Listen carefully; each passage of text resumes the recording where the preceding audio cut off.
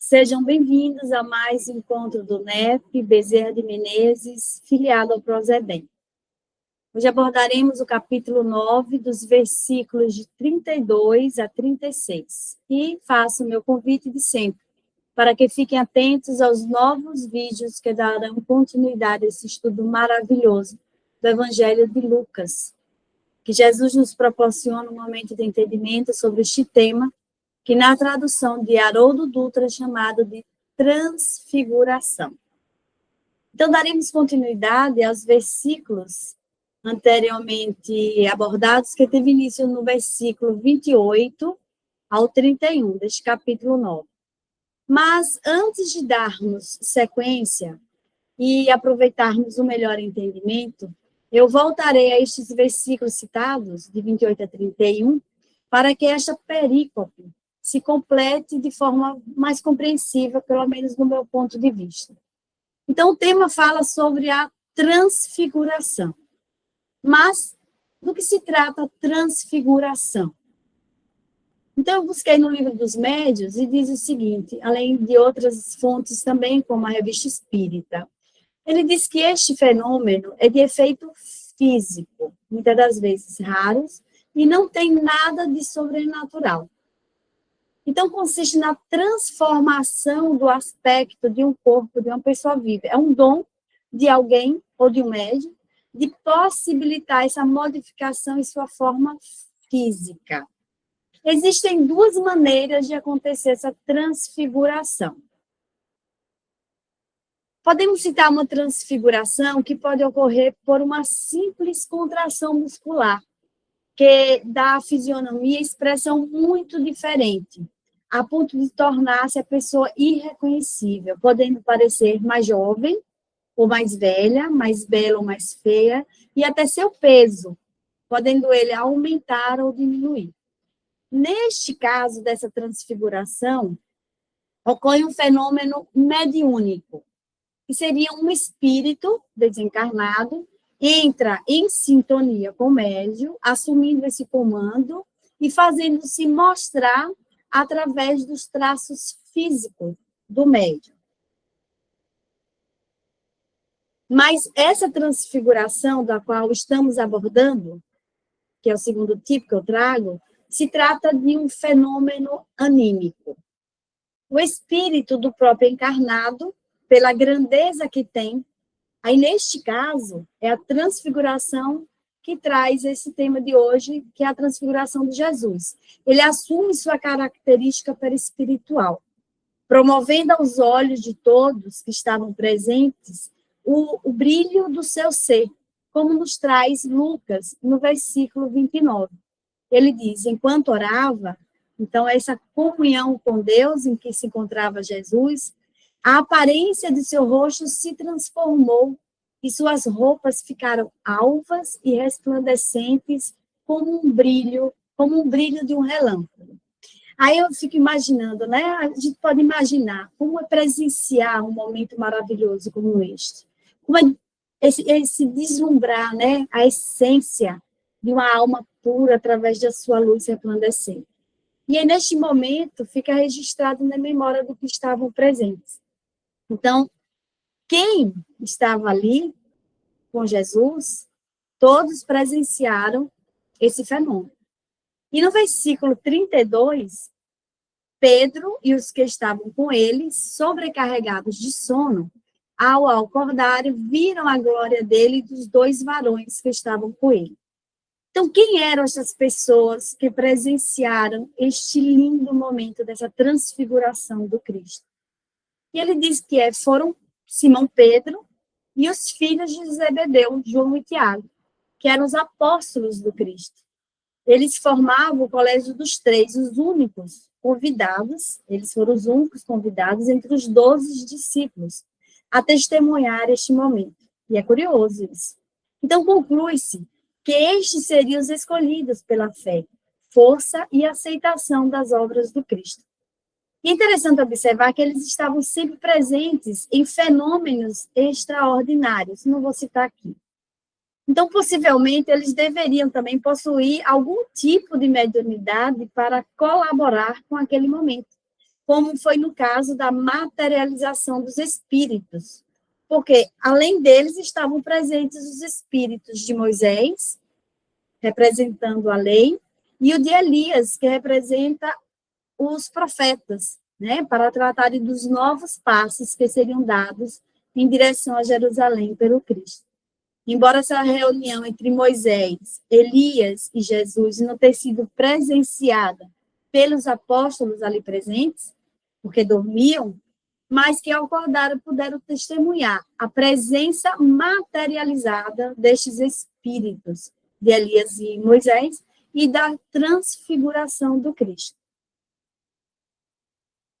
E como assim materialização dos espíritos, né? Porque a gente já trouxe aqui sobre a transfiguração, e agora como é esse fenômeno?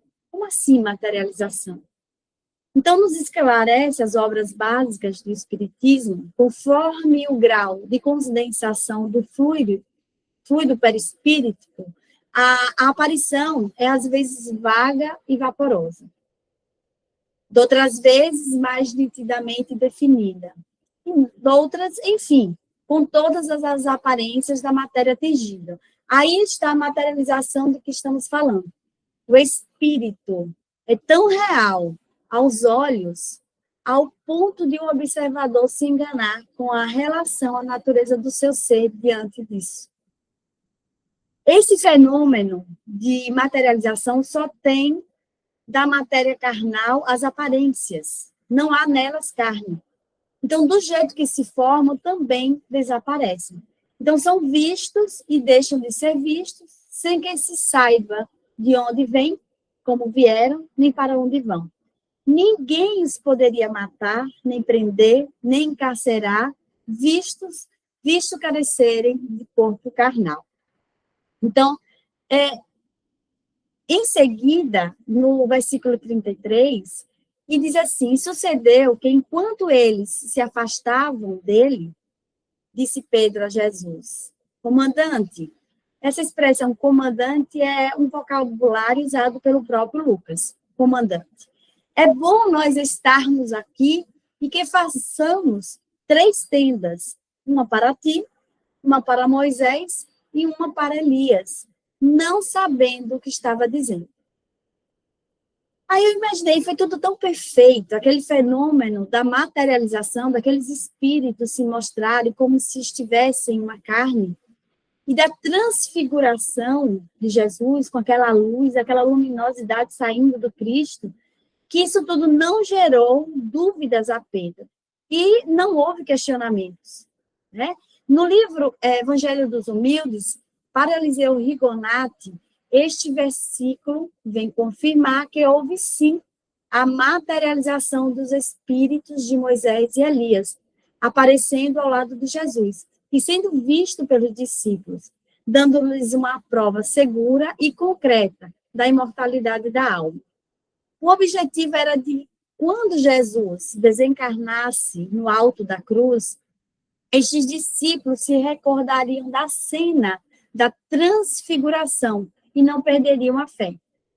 E aí diz que foi tão real a materialização dos 2 profetas ao lado de Jesus que Pedro pede permissão para levantar os tabernáculos, as tendas, um para cada um.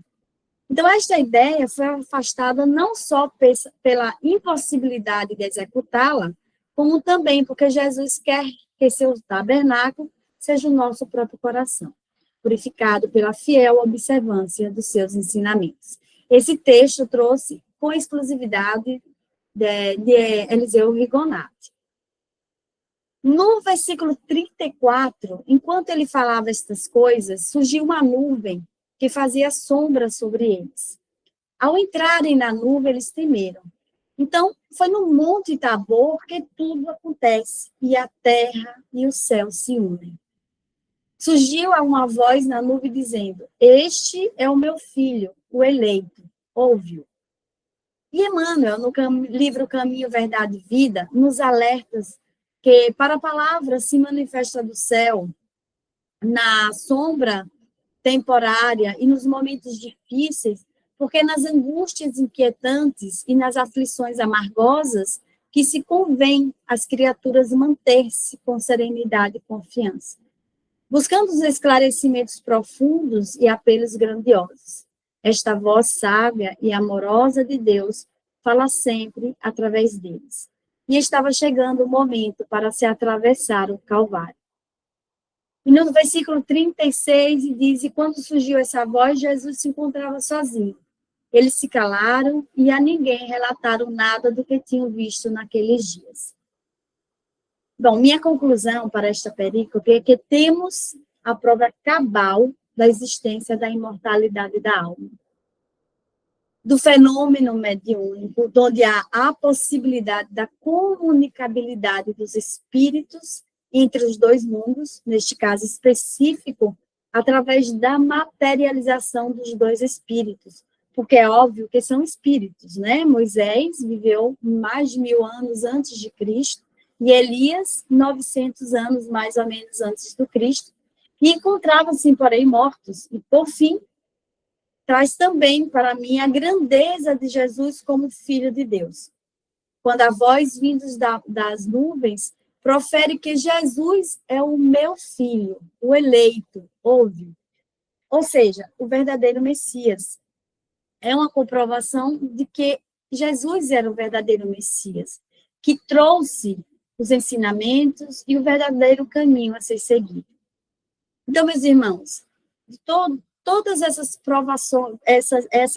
provações, né, e comprovações, na verdade, que nós temos nessa perícope sobre a vida após a morte, a imortalidade da alma, né, todo esse trabalho que os espíritos trouxeram dessas reuniões com Jesus, comprovando que nada era feito de forma aleatória, existia todo um planejamento, e nessa reunião eles buscavam, né, trazer esclarecimentos e conduzir, ajudar Jesus a caminhar nessa trajetória. Então, Jesus não estava sozinho, né, embora ele seja um espírito puro, mas ele também não estava sozinho. Então, todo esse trabalho, né, para trazer para nós a confirmação e a nossa confiança nesse Messias, nesse Jesus, que nos ensina tantas coisas, né? Então, que fiquemos atentos, sim, aos ensinamentos do Cristo, para que a nossa vida, ela não seja de dor e sofrimento, mas que, na verdade, tudo isso que nós aprendemos nos sirva bem de aprendizado, né? E é isso que eu desejo a todos, muita paz, e que Jesus sempre nos abençoe para nos estar com essa oportunidade de nos encontrar. Boa noite.